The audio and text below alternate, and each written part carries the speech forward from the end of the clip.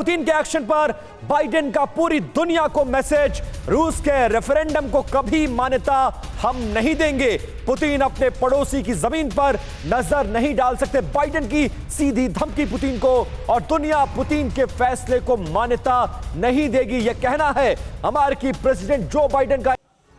बिल्कुल साफ और सधे हुए शब्दों में अमेरिकी प्रेसिडेंट वर्ल्ड पावर ने यह कह दिया है कि रूस के इस कदम को हम मान्यता नहीं देने जा रहे हैं। पुतिन अपने पड़ोसी की जमीन पर नजर नहीं रख सकते। राठौर सर, कैसे देखा जाए, एक तरफ पुतिन ने ललकारा है पूरी दुनिया को, और यह तमाम विरोधों के बावजूद 7 महीने बाद वो ऐलान कर दिया जिसकी दुनिया को उम्मीद नहीं थी। ऐसे में जो अमेरिकी प्रेसिडेंट धमकी दे रहे हैं, इस धमकी का क्या कुछ असर पड़ेगा, या पिछले 7 महीनों से जिस तरह की धमकियां मिल रही थी इसको वैसे ही देखा जाए, या फिर अब दुनिया उस मुहाने पर आ रही है कि नेटो से भी हमला होगा, अमेरिका भी हमला होगा, और यूक्रेन की अब लड़ाई पूरा नेटो पूरा अमेरिका लड़ने जा रहा है पुतिन के इस कदम के बाद। इन्हें देखिए, घर से ही सोप मैन्युफैक्चरिंग करते हैं और महीने का 1 लाख कमाती हैं। आप भी सोप मैन्युफैक्चरिंग करना चाहते हो, इनसे सीखना है तो फ्रीडम ऐप को अभी डाउनलोड कीजिए।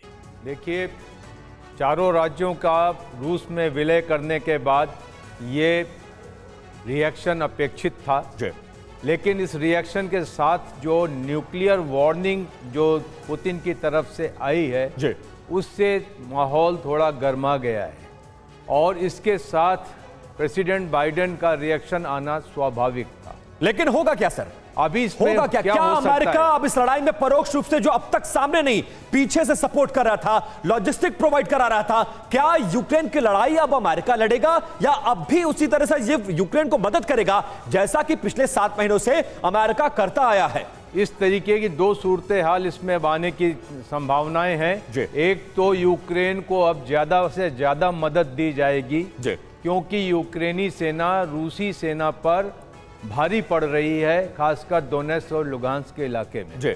वहां पर अगर गलती से पुतिन न्यूक्लियर वॉर को ऑप्ट करते हैं तो 2 सूरतें हाल हो सकती हैं, सिविलियन टारगेट्स या टैक्टिकल न्यूक्लियर। लेकिन सिंह सर, अगर देखा जाए, जैसे हम लगभग साल भर से ये बहस कर रहे हैं, ये डिस्कशन चल रहा है कि ये डेटरेंस के वेपन्स हैं, ये सिर्फ धमकाने और युद्ध को रोकने के वेपन्स हैं, लेकिन पुतिन जैसा आदमी एक मंच से इसके सारे संकेत दे देता है कि हम इसका इस्तेमाल कर सकते हैं अगर हम पर हमला हुआ तो। इसको क्यों ना इस तरीके से देखा जाए कि ये थ्रेट रियल है।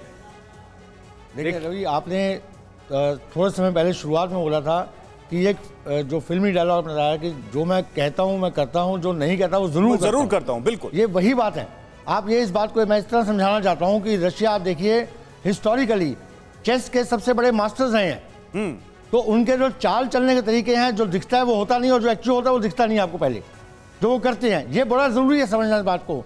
अमेरिका जो है इस समय, जैसे पुतिन ने अपने स्पीच में कल कहा कि अमेरिका ने इस समय रशिया, ईरान और चाइना तीनों के अगेंस्ट फ्रंट खोले हैं, तीनों को उठा के रखा हुआ है। सिंह सर, क्या इस पुतिन के इस कदम के एक्सपेक्टेशन नहीं थी? इसी बात पर आएंगे और आप अपनी बात पूरी करिएगा। इस बीच एक बड़ी खबर आ रही है, उसका रुख कर लेते हैं। यूक्रेन के 4 राज्य रूस में मिलाने के बाद बोले प्रेसिडेंट पुतिन अब रूस बातचीत के लिए तैयार है, लेकिन यूक्रेन ने भी अपना रुख साफ किया कि अब बातचीत के रास्ते, बातचीत के दरवाजे बंद। लेकिन अब पुतिन ये कह रहे हैं कि अब जो 4 प्रांतों पर हमने कब्जा किया है उसके बाद अब रूस बातचीत के लिए तैयार है। मतलब 4 शहर एक तरफ कर दीजिए और अब बात करिए कि आपको क्या चाहिए और कैसे इस युद्ध का समाधान निकलेगा। यूएस प्रेसिडेंट जो बाइडेन ने भी बहुत बड़ा ऐलान किया है, यूक्रेन को और घातक हथियार भेजेगा अमेरिका। ये बाइडेन ने कहा है यूक्रेन को $13 अरब की एक्स्ट्रा मदद देंगे। ये बाइडेन का ऐलान। रूस पर पलटवार के लिए यूक्रेन को मदद जारी रहेगी और यह मदद